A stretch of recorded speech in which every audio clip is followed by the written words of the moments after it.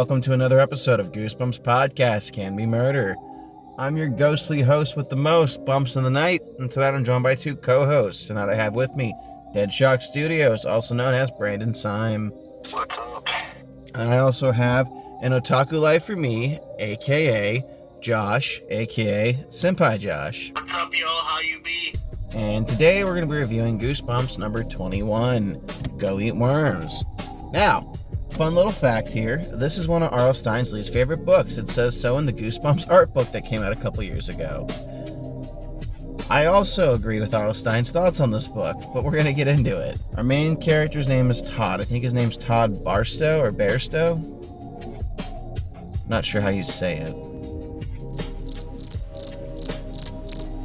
Anyway, Todd Bairstow. I'm going to read you guys like the quick blurb from the book and we're going to get into it. So, obsessed with worms? That's putting it mildly. Todd is so fascinated with worms, he keeps a worm farm in his basement. Most of all, Todd loves torturing his sister and her best friend with worms, dropping them into their hair, down their backs, until one day, after cutting a worm in half, Todd notices something strange. The rest of the worms seem to be staring at him. Which, pause. How, though? They don't have eyes. It's true. Anyway, the rest of the worms seem to be staring at him. Suddenly, worms start showing up in the worst places for Todd. In his bed, in his homework, even in his spaghetti. Somebody touch my spaghetti! Sorry guys, that was a really bad... Yeah, I was like, sorry, bad use of an old meme. Even in his spaghetti. What's a worm lover to do when his own worms start grossing him out? Well, for one, good job, Scholastic. There was no spaghetti in the book. That was in the episode. Two, gross. And three, you throw them away, obviously. Duh. Yeah, you get rid of them. Stupid not to. Right? I mean, just return them to nature. You just go outside and put a sign on your containers, free worms. Nah, dude, just dump them back in the yard. Let them go back to what they were doing. This book has a very meek plot, in my opinion. It really is just half of the book is playing hot potato at the science fair. And then after that, we kind of have our resolution, which leads into our secondary resolution. I will say something real quick. This book has a darker ending than the episode, which I prefer the book's ending than the episode's ending. Yeah, no, I definitely agree with you there, Josh. I agree completely. The book's ending was better than the episode, but we'll get into that in a second here. Todd is obsessed with worms. This book also follows along with his sister Regina. Sometimes, but not always, her best friend Beth. She's kind of in it too, touch and go. And Todd's best friend Danny. Those are our main four characters in this book. The main plot is driven primarily by a science fair which for starters, I haven't been in school in a hot minute, but I don't remember different classes, like grade levels had science fairs against each other. All the 7th graders battled it out. All the 8th graders did. I don't remember, like, it was a school-wide science fair where, like, hey, this 1st grader just beat my 5th grade project. But that's how my school was. They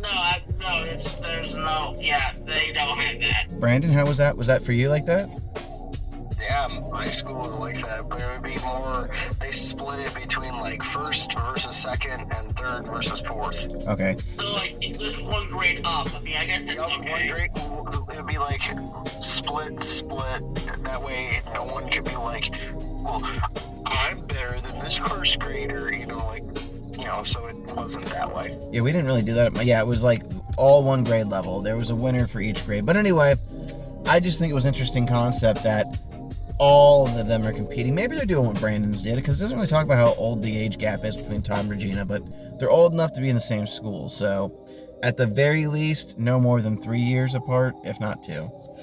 Anyway, with that Sherlock Holmes deduction put away, for Todd's project for the science fair, Todd is going to be entering a worm house, which is literally just a dollhouse with a glass panel on the back so you can see the worms moving around it, which, I guess, good for you, bro. You're upcycling. Reduce, recycle. Good for you, composting son of a bitch. And Regina and her best friend Beth are making a giant paper robin named Christopher Robin, which, right on the nose there for a Winnie the Pooh reference. I got a chuckle out of reading that. Anyway, first place in the science fair, and why this is so important, everybody, gets a new computer. One of those big old beefy gray plastic dial-up AOL monsters from the early 90s. But I mean, you gotta admit though, it's like having a computer at that age was like, you were a god. Who needs to ruin the family fucking computer with LimeWire? You can do it to your own. Anyway. So, Todd decides he needs more worms for his project, so he takes his bestie Danny out to the baseball field because behind second base, which weird, whatever, where he digs up the biggest, juicy, fattest, glubbiest worms.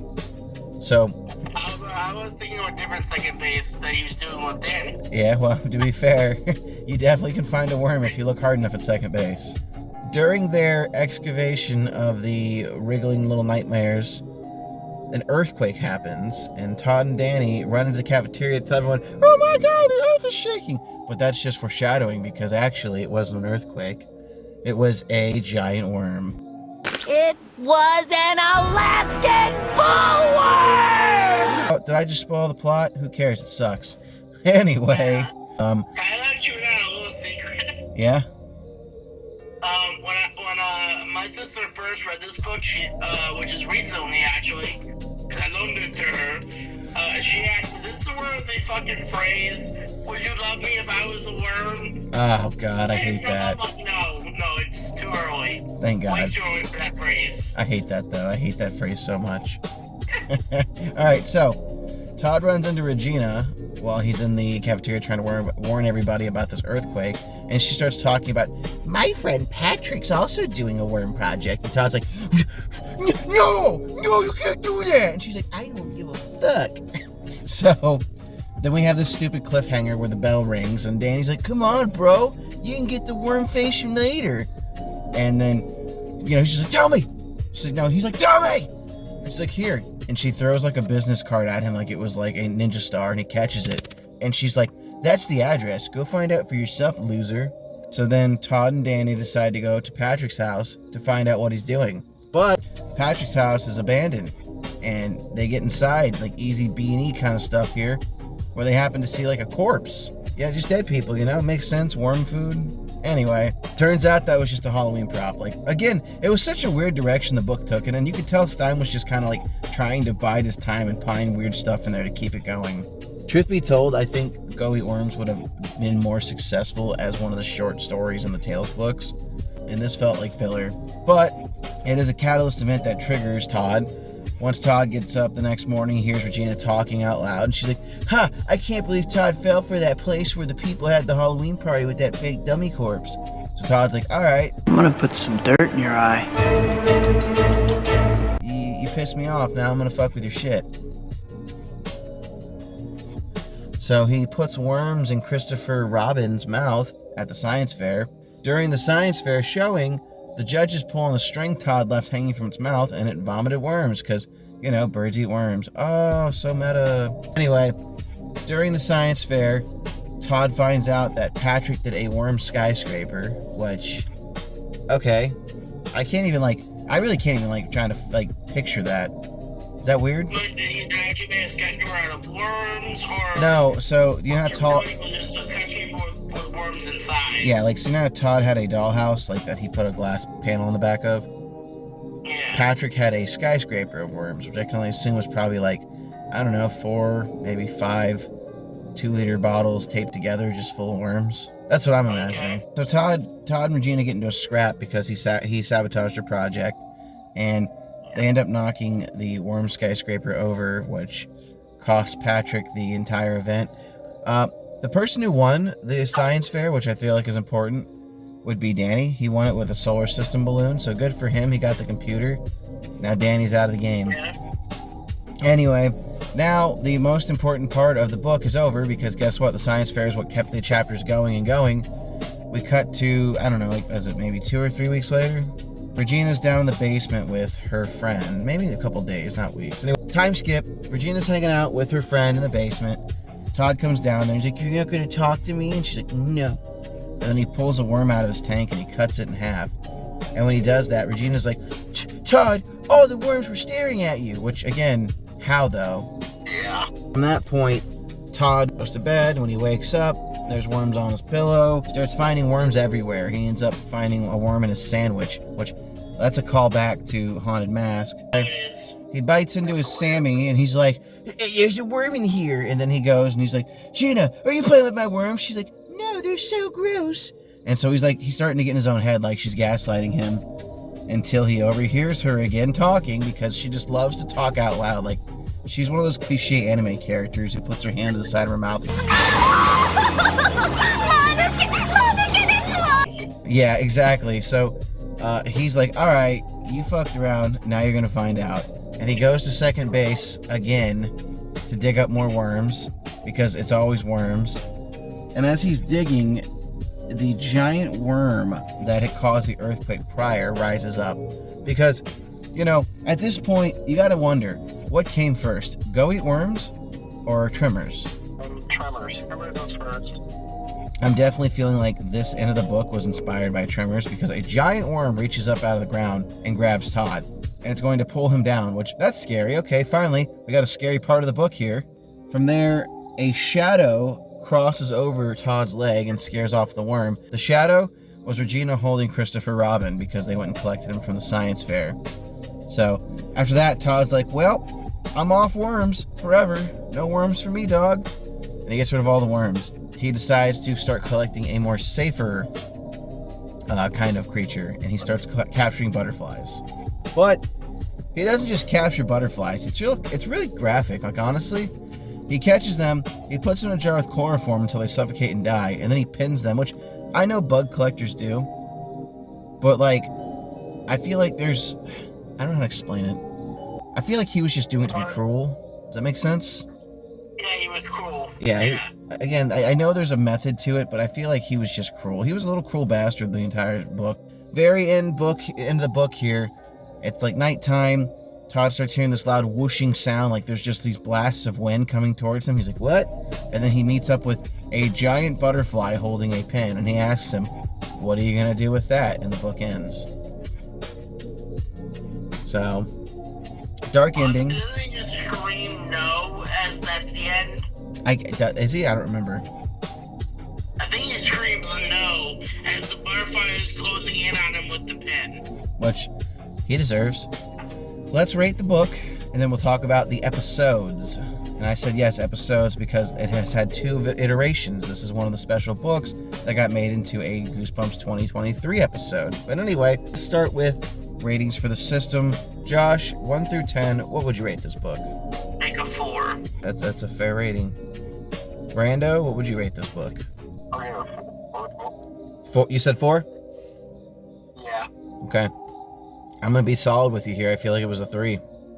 Was not great. Alright, that's fair. Alright, so that's an average of an 11. Divide that by 3. Shocker, 3.5. Well, 3.6, but we're going to round it to 3.5. So the book scored an F. Again, could it have been more interesting? Yes. I feel like there is potential for a worm story. And crazy enough, the 2023 episode of Goosebumps kind of did that. But before we get there, and we jump too far ahead, let's talk about the original 90s episode of Go Eat Worms. So, Before we do that real quick, I'm just gonna say something. I have, in all my years of Goosebumps, being part of the Goosebumps fandom, I have not only met one person who said this was their favorite book. that's weird. That's I don't know how to explain it. Like, I liked Steak, Cheese, and Die Again as a kid, but No, I'm serious, that's a good book. That's an okay book. I'm not gonna front you for that. again, so I think the concept of a giant worm was very interesting. They could have gone something with that. I think we spent too much time dicking around at the science fair, which I get it. The whole point was to be like a gross out, like, ugh, like a boy's book. Yeah. We just wasted so much time with that. The rest of it's kind of felt moot. And, you know, obviously, it's a touch in the unrealistic area, because, again, we've got giant insects more or less attacking this kid, which that's its own universe. I know like a lot of Goosebumps have like shared universes. This has got to be its own universe, personally. I could probably, when I get to the series, and I know I'm far behind because I'm such a busy man, but if I ever get to this number book in my Goosebumps Beyond, I will write a way better like story to it. I will build off of this one, but I'm going to change and twist it into a more passable story. Let's talk about the episode. The episode makes good on the threat that Scholastic put on the back of the book. Todd does get worms in his spaghetti, but it's more or less the same thing. Todd and his best friend Danny are, they're gearing up for the science fair. Todd's doing worms, his sister does the robin. It's a lot of back and forth where he likes to prank people. He's like, ooh, look, it's a worm, it's so gross, I'm so funny, I'm Todd. He takes it too far. They've got this weird little animatronic where like 5 worms pop up and they play some like violin to it, and it's like, like, okay, it's like, so worms make violin noises now? I guess so. A 90s shoestring budget definitely came in handy here, but it was weird. We don't get the whole haunted house with the corpse thing, that gets cut out, but it's a lot of back and forth. There's some gross scenes where Todd wakes up with like worms in his bed and stuff, and then science fair comes. We don't see a worm skyscraper, we just see Todd as a box of worms, and more or less he does do the same thing to Christopher Robin. He fills its mouth full of worms. From there, we don't see him cut a worm in half because they were like, yeah, let's not do like animal cruelty, even though it is just a worm. He's out there hunting worms, though, not at a baseball field, just like at a park, and he happens to slide into a sinkhole, and that's where he meets the giant worm, which A1 Goosebumps effects. A1. And it was such a weird scene where like it does a really quick jab cut in of Christopher Robin with a screeching sound like a Petrodactyl, and Yeah. that scares the worm because worms know their natural predator's a bird and they know how to go, ah! And the giant worm slithers away without eating Todd, and Todd swears off of worms. And instead of butterflies, because more giant effects, they switch the ending to fish. Now Todd, he likes to go fishing, it's relaxing, and he uses minnows as bait, which is animal cruelty again, because Todd's a dirty little bastard. Yeah. And then Todd's like, ooh, hey Danny, I'm gonna eat a bite of your sandwich, which, hey, 1, no friend does that. He's a bad friend. 2, Yeah. the sandwich was bait, and he gets pulled into the water and captured by fish who plan to do bad things to him because he tortures fish now. Actually, they just said, can you let me go? And this says, you're gonna make me, and then they said, you're gonna make me swim all the way back. Yeah, I don't know, it was a dark ending, but the book's ending was better. I think the dark ending, the book's ending equals immediate death. This one, the first like, yeah, we'll let you go. Here, just swim back. Yeah, kind of lame. I would have liked it better if he had just gotten pulled into the water and hadn't talked, because again, how is he talking underwater? But whatever, kid show. Let's rate the episode, then we'll talk about the 2023 episode. So, and then what would you rate the 90s episode? I'll give it a 6. Okay. Josh? I'm gonna go with 7. Wow. It's more enjoyable than the Barking Ghost, and it's more enjoyable than Chillology. It's more enjoyable than The Ghost Next Door. I'll give it a 5. It's a middle of the roader for me. Alright, 18, that's not hard, divided by 3. Average for the 90s episode is a 6, so yeah, it scored almost double what the book got, which not a big surprise. Good filler. And then let's move on. So let's talk about the 2023 episode. I know it's been a while since we've seen it, but because it was part of like this whole shared plot where all these things were like Harold's cursed items, the Go Eat Worms episode was actually one of the better ones, strangely enough. I agree, I actually liked it. We had a lot of the budget spent on the CGI worm monster, but we didn't get a giant worm like we did in the 90s, but what we did have is like collective hive mind where the worms kind of band together and attacked and were able to be strong enough to smash stuff, which it was neat. I don't know, if you were to more or less tell me that our Todd essentially was one of those just dumbasses who like to do dumb stuff, and he was bet to eat these worms, and like, here's how I would have kind of phrased the plot. Todd is brother to some like sciencey kid. We'll have the science fair still. The sciencey nerd kid is doing experiments on worms, like, hey, what happens if you radiate them or something, right? Todd breaks into his brother's room. He's got the glowing worms in this tank now, and his friend's like, bro, those are so gross. And Todd's like, do you dare me to eat one? And he eats one, and then we kind of have that personality change where the worm, it kind of makes him superhuman and stuff, and then, you know, from that point and that on, after he throws it up, it becomes a monster. Like, that is more of a plausible plot for Go Eat Worms than whatever the hell the book was. But anyway, it's kind of more or less the same deal. This haunted tank of worms catches the eye of one of the main characters. He eats the worm to try to cheer up somebody because he likes to do dumb things. The worm makes him more or less invincible. Like, he can crush his bones and they come right back because the worms are healing him, which is weird and gross. He finally realizes that he's just lashing out because he's a sad boy because his daddy's dead. And then he throws up a million worms, and the worms become a monster and attack him. He survives because, it's a show, but that was more or less like a quick Spark Notes version of Go Eat Worms from the 2023 episode. It was one of the better ones, but more or less that entire series became a travesty when they gave up halfway through the writing of the series. We've already shit on that series enough. There really is no reason to keep dancing around that one. So, rating the 2023 Go Eat Worms singularly, Josh, what would you rate that? An 8. Okay. Brandon, what would you rate the 2023 Go Eat Worms? 7. I'm with you there. I'd say it's about a 7. So we'll give that one a 7.3. We'll round it down to a C. So it scored a little bit higher than the 90s episode, and it makes sense. Like, the 90s episode's cheese, but you can sit through it and it's enjoyable. This one was like better and one of the highlights of the series, but it wasn't enough to salvage a already ruined series. Funny part about, I don't know if I remember the interesting part. Well, not interesting, but like obviously we're realizing it now. We're not realizing now. What?